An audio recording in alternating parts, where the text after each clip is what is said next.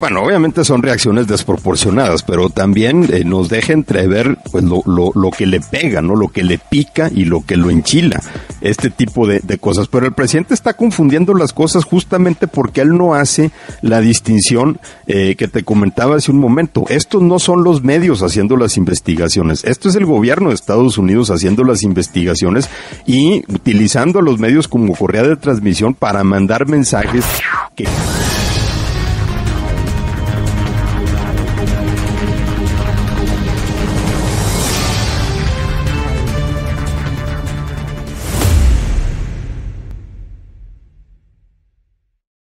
Ya ni te pregunto qué tema me vas a poner sobre la mesa, ¿no, Javier?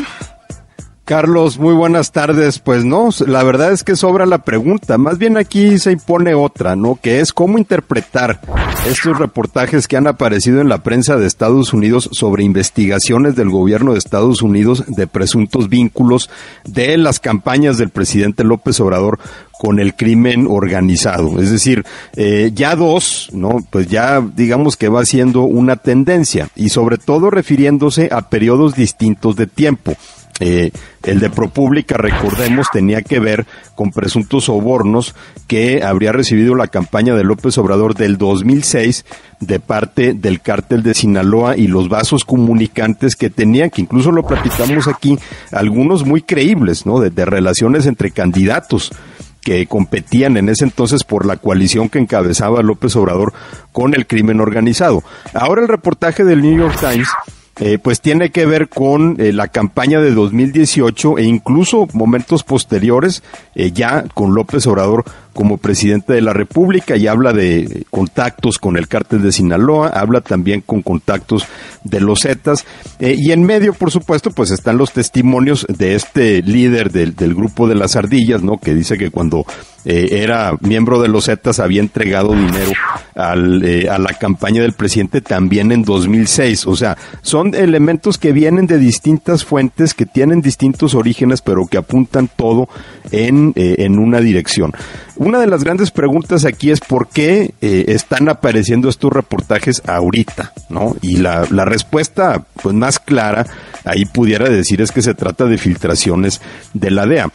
Me llama la atención cómo hay quienes están cuestionando el reportaje del New York Times diciendo que está muy mal hecho, que está aceptando una filtración, cuando son periodistas que también aceptan gustosísimos filtraciones de la Fiscalía General de la República sobre algunos casos, ¿no? Que no pasan por ningún filtro. Aquí en este caso hay que aclarar que el New York Times no investigó los presuntos vínculos, tampoco lo hizo ProPublica. O sea, lo que están diciendo es que hay investigaciones abiertas del gobierno de Estados Unidos. Entonces la pregunta es, ¿por qué el gobierno de Estados Unidos lleva más de una década investigando a López Obrador? El reportaje de ProPublica que tiene que ver con la campaña de 2006 se basa en investigaciones que se hicieron por allá de 2010, 2011.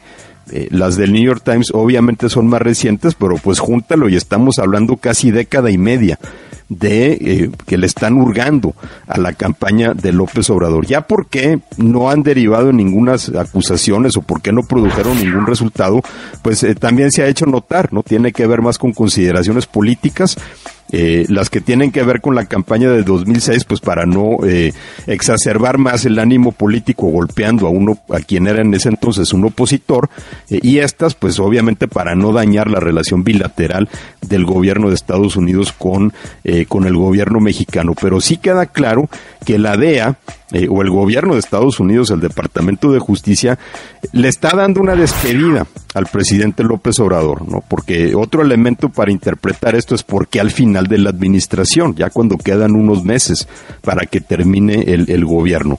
No ha sido ningún secreto el descontento del gobierno de Estados Unidos por la forma en que este gobierno, el presidente López Obrador, ha llevado a cabo su política de combate a las drogas, el descontento con el abrazos no balazos. Hemos visto en otras ocasiones presiones para que el gobierno mexicano actúe, y entonces a veces vemos, por ejemplo, que capturan a Ovidio a unos días de que López Obrador se reúna con Joe Biden, por ejemplo, o aprueban extradiciones, pero en general pues podemos concluir que hay un descontento en el gobierno estadounidense que ahorita está provocando que haya interesados en pintar al presidente de la República por lo menos como cómplice del narcotráfico. Creo que esa es la motivación principal que tienen estas filtraciones. ¿Son creíbles que haya? Ajá. Perdón, Carlos, dime. No, porque iba yo a medio cambiar de tema, así que tú sigue. No, nada más te diría, ¿son creíbles que dinero del narco entre a campañas? Bueno, pues eso se ha comentado desde hace décadas, ¿no?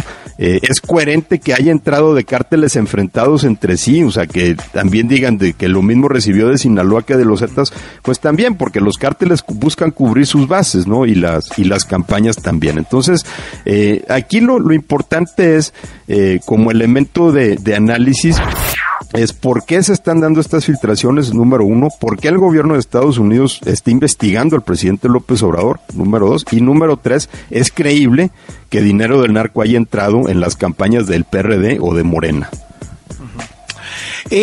La reacción del presidente, primero contra Tim Golden, pero esto último de Natalie Kitroff del New York Times, su teléfono celular en la mañanera, y lo de hoy del presidente, ¿qué piensas? Bueno, obviamente son reacciones desproporcionadas, pero también nos deja entrever pues lo que le pega, ¿no? Lo que le pica y lo que lo enchila, este tipo de cosas. Pero el presidente está confundiendo las cosas justamente porque él no hace la distinción que te comentaba hace un momento. Estos no son los medios haciendo las investigaciones, esto es el gobierno de Estados Unidos haciendo las investigaciones y utilizando a los medios como correa de transmisión para mandar mensajes que quieren. Ya si los medios están prestando a este juego o cómo verificaron ellos las investigaciones, pues digamos que es otro tema, pero aquí el adversario, para ponerlo en los términos que al presidente le gusta, es el gobierno de Estados Unidos.